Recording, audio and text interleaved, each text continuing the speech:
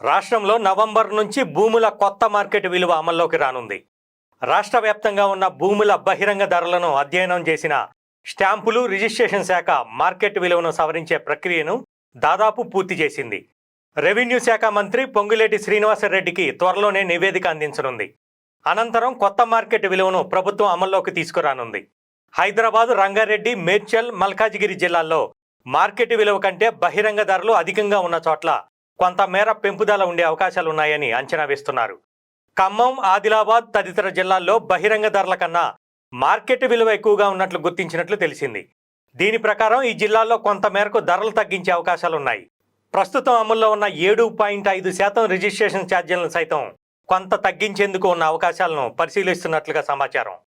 కొత్త రెవెన్యూ చట్టం ROR 2024ను అమల్లోకి తెచ్చేందుకు ప్రభుత్వం కీలక చర్యలు చేపట్టింది.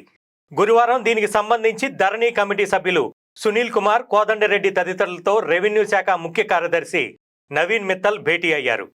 ధరణి కమిటీ నివేదిక మేరకు కొత్త చట్టంలో అనేక అంశాలను జోడించిన ప్రభుత్వం ధరణి పోర్టల్లోనూ మార్పు చేర్పులకు చర్యలు చేపట్టింది. గత నెలలో ROR చట్టంపై సలహాలు, సూచనలు తీసుకున్న రెవెన్యూ శాఖ వాటిని క్రోడీకరించి కొత్త చట్టంలో చేర్చేందుకు ఏర్పాట్లు చేసింది. అక్టోబర్లో ఈ ప్రక్రియను పూర్తి చేసి కొత్త చట్టాన్ని అమల్లోకి తీసుకురావాలని రెవెన్యూ శాఖ తుది నిర్ణయం తీసుకున్నట్లుగా తెలుస్తోంది.